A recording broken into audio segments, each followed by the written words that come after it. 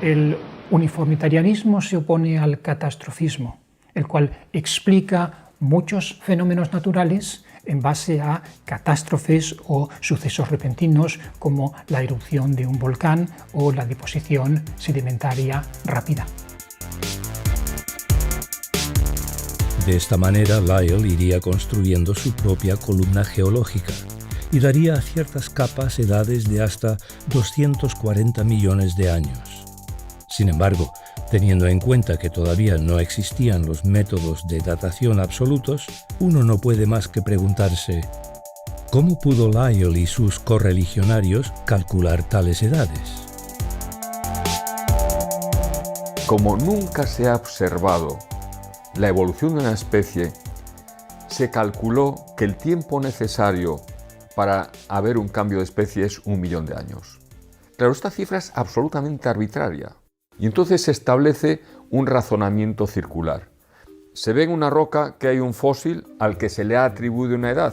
Entonces se dice, bueno, este fósil tiene estos años, 20 millones de años, entonces esta roca tiene 20 millones de años. Entonces, ¿cuántos años tiene este fósil? 20 millones. ¿Por qué? Porque está en esta roca. ¿Pero cómo sabe que esta roca tiene 20 millones de años?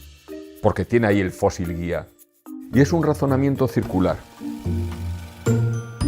Además, la columna geológica presentaría serias incongruencias difíciles de explicar. Los fósiles no siempre se encontrarían en las capas correspondientes.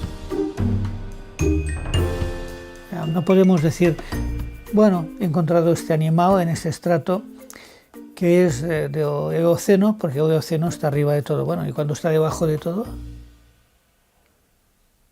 Cuando está debajo de todo, bueno, es que allí ha habido un fenómeno geológico de empuje lateral que ha desplazado ese estrato por encima de otro, porque ha habido también un movimiento vertical anterior. Bueno, ¿y cómo lo sabemos? Porque están fuera de orden. Pero no hay ninguna evidencia física de que haya habido este movimiento. Pues tiene que haber habido, de alguna manera. Y entonces empiezan a hacer hipótesis ad hoc para intentar explicar por qué no existe la evidencia de que haya habido movimientos. El hecho es de que no tenemos un registro geológico coherente. No aparecen todos los fósiles en el lugar que deberían aparecer. Entonces, cuando aparecen en el lugar correcto para el evolucionista, se acepta. Cuando aparecen invertidos, se busca una explicación de por qué, en ese caso, han aparecido invertidos.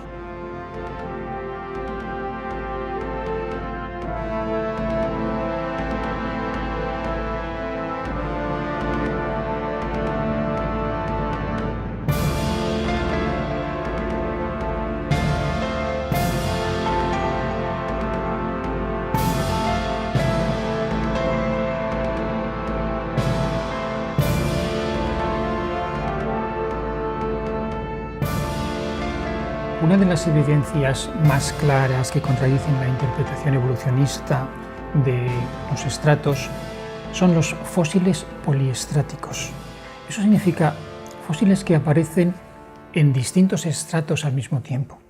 Por ejemplo, aparecen troncos de árboles en posición vertical que atraviesan varios estratos. ¿Qué nos dice este fósil?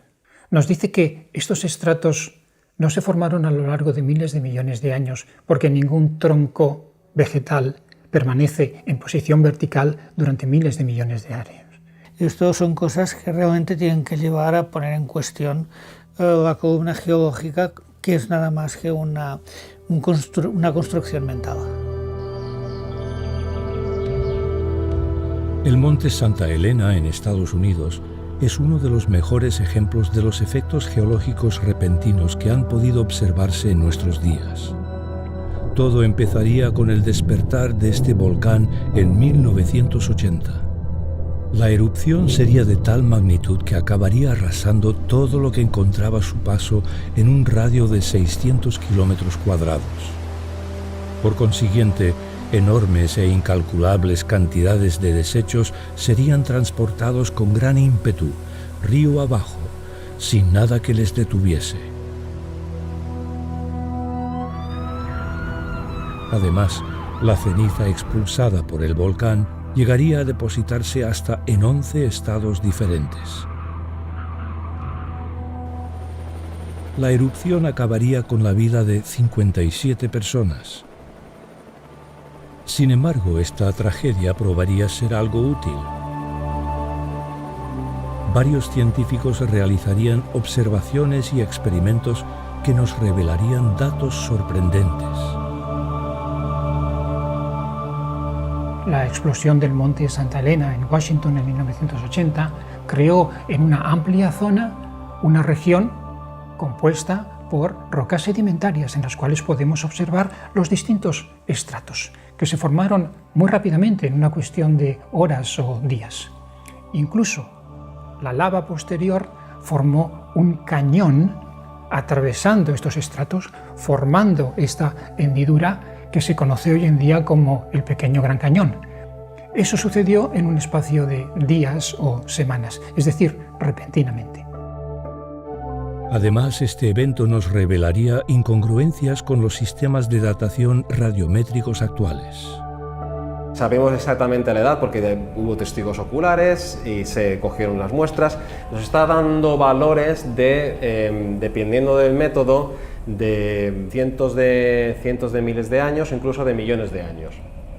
Lo que hablaría en contra de la fiabilidad de estos métodos, puesto que si frente a muestras conocidas no me está dando un valor conocido, ¿cómo puedo fiarme de aquellas muestras en las que desconozco totalmente la edad? Y esto se ha dado también en casos con uranio, torio, plomo, en que rocas de edades históricas han dado 4.000 millones de años, 1.000 millones de años. Y sin embargo no podían tener aquella edad porque también eran rocas de edad conocida, de formación conocida. Y esto está documentado.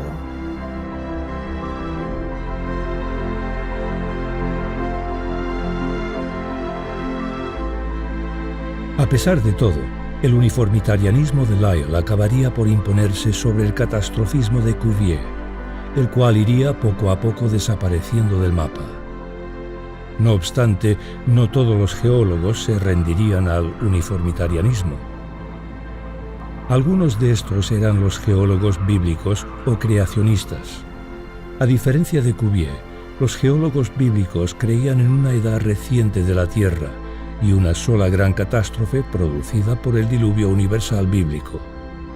Después de todo, ¿no era más congruente creer que una gran catástrofe hubiese creado los efectos geológicos que vemos hoy día?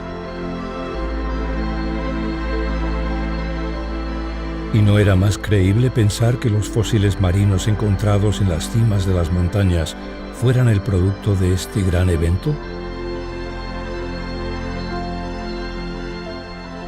No obstante, los argumentos en contra del transformismo no solo se basarían en la geología, sino también en las conclusiones expuestas por teólogos naturales como William Paley, quien en su libro Teología Natural expondría argumentos lógicos en contra del transformismo, y que, irónicamente, sería admirado por el mismo Charles Darwin. William Paley da unas razones contundentes desde la complejidad de los sistemas biológicos, ya en aquel tiempo, en 1802. En su libro muestra también una analogía entre si yo me encuentro un reloj, que hay un relojero que ha elaborado aquel reloj de manera deliberada y con propósito. Hoy en día el argumento de Paley ha sido renovado gracias al descubrimiento dentro de la célula de las máquinas proteínicas. Es decir, hemos encontrado verdaderas máquinas en el interior de la célula.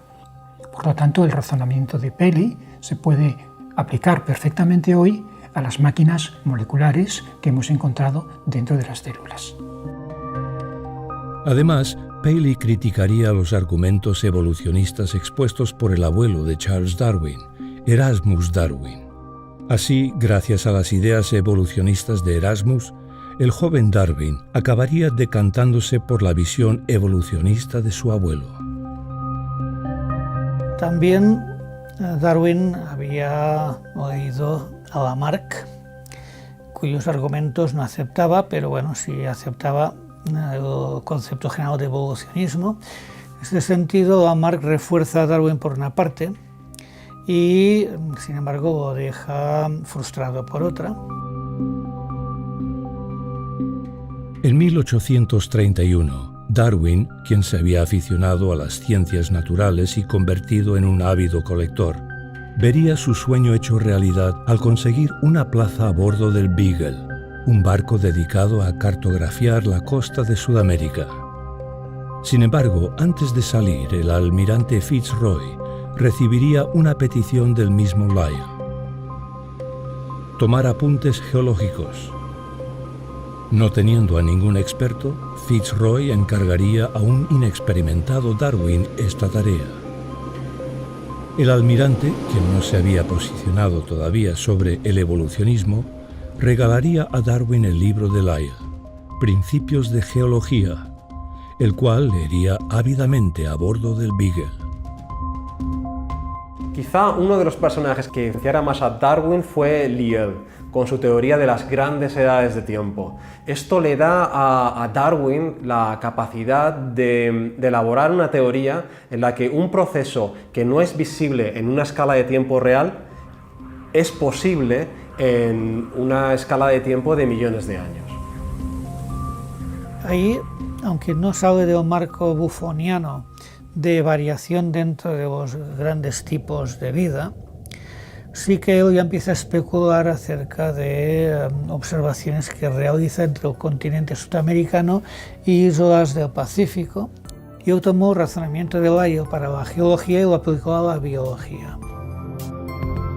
Y también antes o durante este tiempo ha leído un tratado de Malthus. Este clérigo y erudito británico sería de gran influencia sobre la economía política y la demografía de la época. En su libro Ensayos sobre el principio de la población, Malthus especularía sobre el peligro de un aumento de población descontrolado.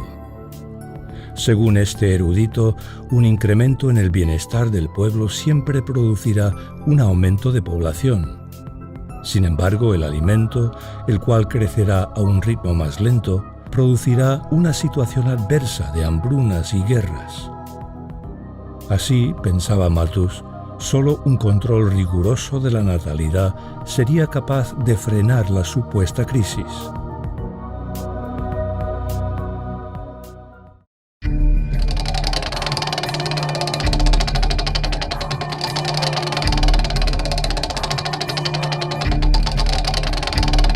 Tengo tanto que contar, ¿por dónde empezar? El mundo es un lugar en el que se siente pesar. A pesar del aviso que ya dimos, no quieres escuchar. Y el mundo a punto de estallar está. Me tacharán de antisemita por luchar contra el sionista.